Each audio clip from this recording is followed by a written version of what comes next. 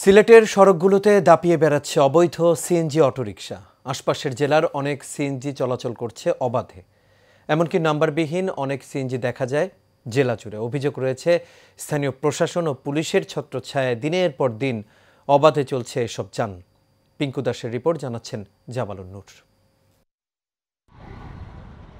সিলেটে বৈধ সিএনজি অটোরিকশার সংখ্যা 19,200, কিন্তু সড়কে চলাচলকারী এই থ্রি হুইলারের সংখ্যা আরও বেশি।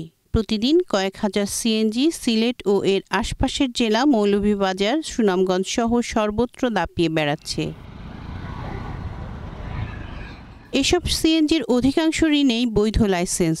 পার্শ্ববর্তী জেলার নাম্বার প্লেটে অনেক সিএনজি চলাচল করছে সিলেটে, কিন্তু কিভাবে অবৈধ ও নাম্বারবিহীন সিএনজি অবাধে চলাচল করছে জেলা জুড়ে, সেই প্রশ্নের উত্তরে সিএনজি চালকরা জানান টোকেন নিয়ে সড়কে চলাচল করছেন তারা। টোকেন তো পাইজান গেছে গেলে 500 টাকা। সরকার থাকতে টোকেন আছে, মেন বাড়িতে আছে। আমরা পুলিশে ফাঁকি দিও, আমরা যাইরাম চলরাম মানে পুলিশে তো পুলিশ না দেখে দাইছি, নাইলে পুলিশ চালাইলাম না, বুঝছেন না। টোকেন ধরলেও পুলিশে টাকা দেওয়া লাগে, না ধরলে টাকা দেওয়া লাগে। কোনো ফাংশন নাই, টোকেন দিতাম বলে। সড়কে অবৈধ সিএনজি চলাচল বন্ধে কোনো পদক্ষেপ নেওয়া হচ্ছে না কেন জানতে চাইলে বিশ্বনাথ উপজেলার বালাগঞ্জ ওসমানীনগরের সার্কেল এসপি বলেন, অবৈধ সিএনজি চলাচল বন্ধে নিয়মিত অভিযান চলছে।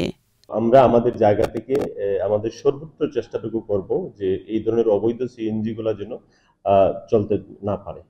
একই সাথে টোকেন বাণিজ্য নিয়ে জানতে চাইলে পুলিশ সুপার মাহবুবুর রহমান বলেন, কারো বিরুদ্ধে এমন অভিযোগ প্রমাণ পেলে কঠোর ব্যবস্থা নেওয়া হবে। টোকেন বা অন্য কোনো ভাবে আপনার কাগজপত্র সরকারের একবারে বৈধ কাগজপত্র ছাড়া অন্য কোনো পদ্ধতিতে এগুলা চালু করার বা চালানোর কোনো সুযোগ নেই। যদি এরকম কোনো স্পেসিফিক তথ্য কেউ আমাকে দেয় বা আমার কাছে আসে, আমি অবশ্যই সেটা তদন্ত করে যদি আমাদের কারো কেউ কোনো এটার সাথে ইনভলভমেন্ট থাকে, অবশ্যই তাদের বিরুদ্ধে প্রয়োজনীয় যতটুকু ব্যবস্থা নেওয়ার আমি নিব। এদিকে বিআরটি এর এই কর্মকর্তা জানান, অবৈধ যানবাহন বিরোধী অভিযান চলমান রয়েছে। শিগগিরই সড়কে শৃঙ্খলা ফিরবে। আমরা মোবাইল কোডের মাধ্যমে, যখন আমাদের ম্যাজিস্ট্রেট মহোদয় আছেন, উনি মোবাইল কোডের মাধ্যমে অন্য জেলার গাড়ি যদি জেলায় চলে সেগুলো ব্যবস্থা নেন। বিপজ্জনক এই যান চলাচল নিয়ন্ত্রণ করে সড়কে নিরাপত্তা নিশ্চিতে দ্রুত পদক্ষেপ নেবে সংশ্লিষ্টরা, এমনটাই প্রত্যাশা সবার। জামালুন নূর, এশিয়ান টেলিভিশন।